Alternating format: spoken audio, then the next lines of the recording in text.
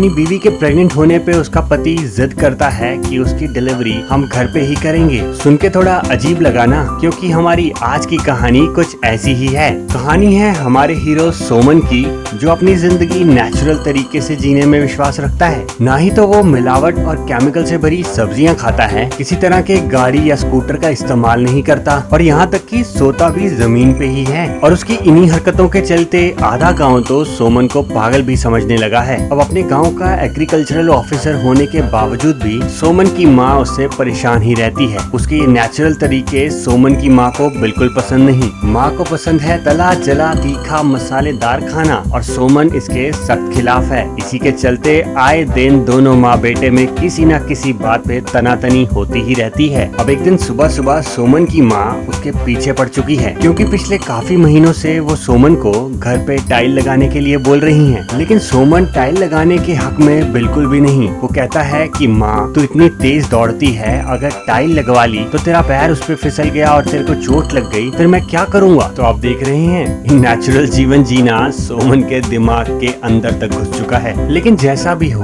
सोमन दिल का बुरा नहीं और अपने काम के लिए पूरा ईमानदार है। सोमन हमेशा गाँव वालों के भले की ही सोचता है और हमेशा उनकी मदद के लिए आगे ही मिलेगा। तो अब इन सबके बीच सोमन के जीवन में एक छोटी सी प्रॉब्लम आती है। सोमन के दफ्तर के बाहर लगा आम का पेड़ काफी लोगों को परेशान कर रहा है। उस पेड़ की शेप कुछ ऐसी है जिसे देख के लोगों को बिल्कुल अच्छा नहीं लगता। गांव के कुछ लोग इलाके के लोकल लीडर के साथ मिलके उस पेड़ को काटने की तैयारी में लगे हैं। अब मैसूरन नाम का वो लोकल लीडर सोमन को कहता है कि ये पेड़ हमारी औरतों को बहुत परेशान कर रहा है, हमें इसे काटना ही पड़ेगा। लेकिन अब सोमन ठहरा पेड़ पौधों से प्यार करने वाला आदमी, वो एक पेड़ को कैसे कटने दे सकता था। वो मैसूरन के सामने अड़ जाता है और कहता है कि मैं ये पेड़ कटने नहीं दूंगा। अब बात इस हद तक बढ़ चुकी है कि सोमन उसी पेड़ पे धरना लगा के बैठ जाता है। वो कहता है जब तक इस पेड़ को काटने का विचार इन लोगों के मन से नहीं जाएगा, मैं इस पेड़ से उतरने वाला नहीं। अगले कुछ दिनों के लिए वो पेड़ ही सोमन का ऑफिस बन चुका है और अपने सारे काम सोमन महाराज उस पेड़ पे बैठे बैठे निपटा रहे हैं। लेकिन कुछ दिनों बाद जैसे ही ये बात न्यूज और मीडिया में फैलती है, उसके तुरंत बाद ही गांव वालों को पेड़ काटने का आइडिया वापस लेना पड़ता है। सोमन की जीत होती है और गांव वाले उसके आगे हार मान ही लेते हैं। इस घटनाक्रम के बाद काफी लोग सोमन के फैन बन चुके थे।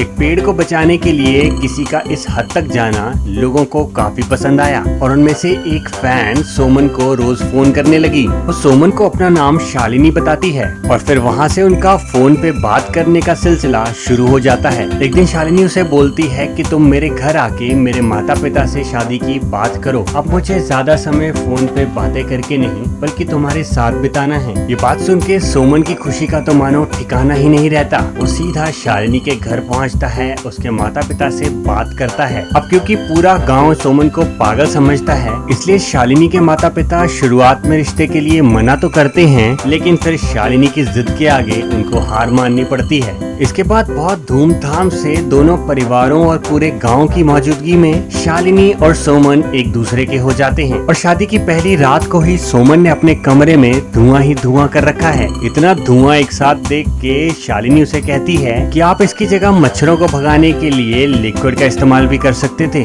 अब हमारा नेचर प्रेमी सोमन उसे जवाब देता है कि वो लिक्विड हमारी जान के लिए भी बहुत खतरनाक है और मेरे असूलों के सख्त खिलाफ। मैं नहीं चाहता कोई ऐसा केमिकल मेरे या मेरे परिवार के शरीर में जाए जो उन्हें बाद में नुकसान पहुंचा दे। अब सोमन की ऐसी बातें थोड़ी अलग तो हैं, लेकिन शालिनी को तो यही पसंद है। वो समझती है कि सोमन पागल नहीं है बल्कि अपनी और अपने आसपास रहने वालों की चिंता करता है। एक दिन सोमन सो के उठता है और शालिनी का बढ़ा हुआ वजन देखता है। अब उसे समझ नहीं आ रहा कि कैसे शालिनी को समझाए कि ये बढ़ा हुआ वजन उसके लिए बिल्कुल ठीक नहीं। वो शालिनी को बिना सच्चाई बताए एक हनीमून ट्रिप प्लान करता है। सोमन प्लान करता है एक पहाड़ की चोटी पे बने मंदिर पे जाने का, और मंदिर तक पहुँचते पहुँचते शालिनी के पसीने भी छूट जाते हैं। लेकिन शालिनी को तो हनीमून ट्रिप खत्म होने पे ही एहसास होता है कि सोमन ने ये सारा ट्रिप उसका वजन कम करने के लिए प्लान किया था। लेकिन हैरानी की बात ये है कि सोमन पे गुस्सा करने की बजाय शालिनी को उसकी इस हरकत पे और भी प्यार आता है। वो सोमन को बहुत अच्छे तरीके से समझने लगी है, मानो धीरे धीरे शालिनी भी सोमन के रंग में रंगती जा जा रही हो। अब सोमन से सीख सीख के शालिनी को भी समझ आ रहा है कि नेचुरल और हेल्दी जीवन जीना हमारे लिए कितना जरूरी है। लेकिन शालिनी इकलौती इंसान नहीं है जो सोमन के रंग में रंगी हुई है। सोमन के साथ ऑफिस में काम करने वाला उसका असिस्टेंट चंदू भी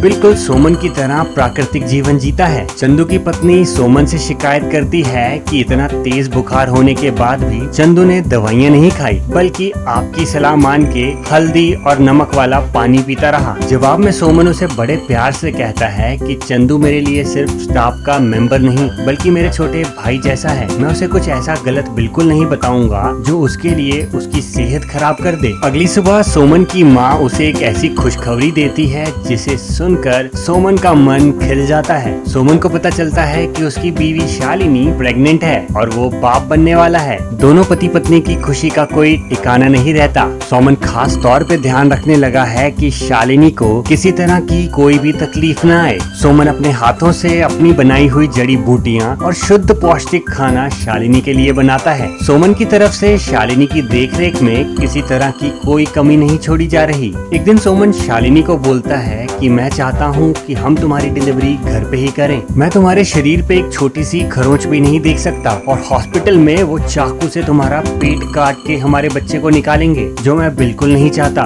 पहले तो शालिनी घर पे डिलीवरी करने के नाम से ही डर जाती है। वो सोमन की इस रिक्वेस्ट के लिए बिल्कुल भी तैयार नहीं, लेकिन किसी तरह सोमन उसे समझा बुझा के राजी कर लेता है। शालिनी के माता पिता को तैयार करने में भी थोड़ी मुश्किल होती है, लेकिन शालिनी इन सब का ध्यान रख के घर पे डिलीवरी करने को तैयार हो जाती है। और फिर कुछ महीनों बाद घर पे ही शालिनी एक बहुत सुंदर सी बेटी को जन्म देती है। धीरे धीरे समय बीतता जाता है और हम कहानी में 9 साल आगे पहुंच जाते हैं। सोमन की बेटी अब बड़ी हो चुकी है और वो भी अपने पिता की तरह सादा और प्राकृतिक जीवन जीने में विश्वास रखती है। सोमन ने उसका नाम इंडिया रखा है और इसी नाम के चलते पूरा स्कूल और पूरा गाँव उसे बहुत अच्छी तरह से जानता है। एक दिन अपनी बेटी के साथ तालाब में स्विमिंग करते हुए सोमन को खबर मिलती है कि पूरे गांव में बर्ड फ्लू फैल गया है। अब इससे बचाव के लिए हेल्थ इंस्पेक्टर सारे गांव में घूमते हैं और पक्षियों को मारने का काम कर रहे हैं, लेकिन सोमन इसके विरोध में खड़ा हो जाता है। सोमन कहता है कि ये बर्ड फ्लू नहीं बल्कि मीट माफिया का फैलाया हुआ जाल है। अभी क्रिसमस आ रहा है तो मीट के दाम बढ़ाने के लिए ये सारे पक्षियों को मार देंगे और फिर अपनी मर्जी से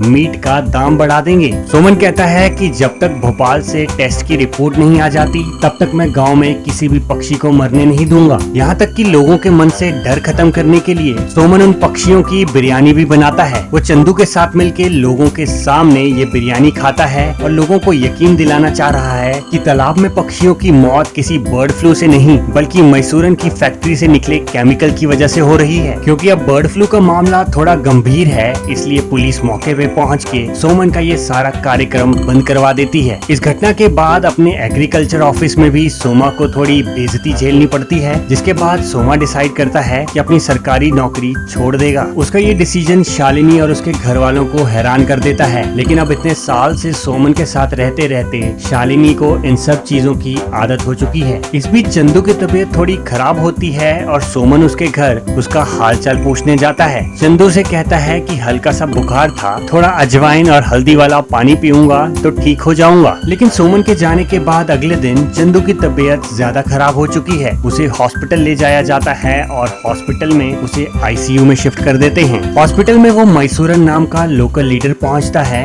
वो चंदू के छोटे भाई को बताता है कि चंदू को बर्ड फ्लू की वजह से बुखार हो गया है और उसकी हालत काफी नाजुक है। लेकिन थोड़ी देर बाद चंदू के भाई और उसकी पत्नी को चंदू की मौत की खबर मिलती है। भागा भागा सोमन भी जल्दी हॉस्पिटल पहुंचता है और चंदू की मौत का सारा इल्जाम चंदू का भाई सोमन पे लगा देता है। वो सोमन के साथ मारपीट करते हुए उसे कहता है कि मेरे भाई ने बीमार होने के बावजूद भी दवाई नहीं खाई, वो तेरी बातों में आके तेरे घरेलू नुस्खे अपना रहा था जिसके कारण उसकी मौत हो गई। अब क्योंकि चंदू और सोमन ने एक साथ उस दिन वो बिरयानी खाई थी और पुलिस का मानना है कि उस दिन बिरयानी खाने के बाद ही चंदू की तबीयत खराब हुई। अब इस जुर्म में पुलिस सोमन को अरेस्ट कर लेती है। कुछ दिनों बाद सोमन जेल से तो छूट जाता है, लेकिन उसके पूरे गाँव और परिवार का भरोसा उस पे से उठ चुका है। सोमन ने कभी नहीं सोचा था कि उसकी जीवन शैली से इस तरह उसका पूरा पूरा गांव और परिवार मुसीबत में फंस जाएगा, क्योंकि अब उस पे मुसीबतों का पहाड़ टूट चुका है। इस दौरान सोमन की माँ उसकी पत्नी शालिनी को बताती है कि जब सोमन 9 साल का था तो उसके पिता गंभीर बीमारी के चलते हॉस्पिटल में एडमिट हो गए थे। उसने हमेशा अपने पिता को दवाइयाँ खाते और हॉस्पिटल के चक्कर लगाते हुए देखा, और एक दिन ऐसे ही इस बीमारी से जूझते जूझते उसके पिता की मौत हो गई। और इसके बाद ही सोमन अपने जीवन को प्राकृतिक रूप से जीने की कोशिश करता है। वो उसी दिन फैसला कर चुका था कि अपने गांव वालों या किसी भी रिश्तेदार को हॉस्पिटल के चक्कर नहीं लगाने देगा।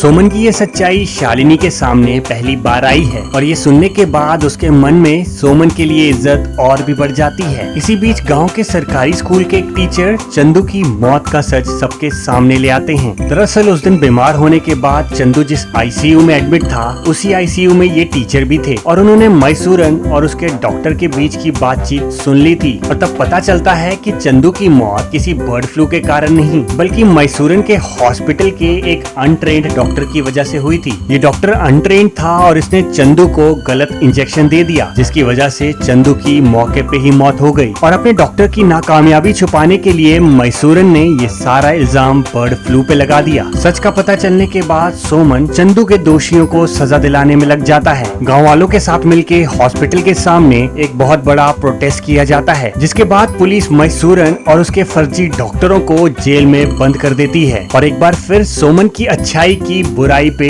जीत हो जाती है। कहानी के आखिर में पूरा गांव सोमन के प्राकृतिक जीवन जीने का महत्व समझ जाता है। उन्हें अब समझ आया है कि सोमन ने अपनी जिंदगी में अभी तक जो भी किया वो लोगों की और अपने पर्यावरण की भलाई के लिए ही किया। वो लोगों को समझाते हुए ये अपील करता है कि सरकार और कानून को दोष देने की बजाय अगर हम अपनी जिम्मेदारियों को अच्छी तरह समझें तो ये समाज एक बेहतर समाज बनने में कभी कोई कमी नहीं छोड़ेगा। टेक्नोलॉजी के आने के बाद हम लोग आधुनिक तो हो गए हैं, नई नई चीजें करना भी सीख गए हैं, लेकिन उतना ही दूर हम अपनी प्रकृति से भी हो चुके हैं। खेतों में दवाइयाँ डालने से हमारी फसलें अच्छी तो हो सकती हैं, लेकिन उन अच्छी फसलों का जहरीला असर हमारे शरीर पे ही होगा। अपनी पूरी जिंदगी ऑर्गेनिक खाने और प्रकृति को समर्पित करने के बाद आज जाके सोमन के गाँव वालों ने उसकी भावनाओं को समझा है। और ये सब देख के सोमन को अपने आप पे जितना गर्व महसूस हो रहा है, उतनी ही गांव वालों के लिए खुशी भी है। इसी के साथ हमारी आज की कहानी यहीं खत्म होती है। अब आप मुझे कमेंट बॉक्स में बताइए कि सोमन का प्राकृतिक जीवन जीने का तरीका आपको कैसा लगा, और क्या आप भी अपना जीवन ऐसे जीना चाहेंगे। और वीडियो अगर पसंद आए तो लाइक करना बिल्कुल ना भूलें। मैं अब आपसे मिलूंगा अगली वीडियो में एक नई कहानी के साथ।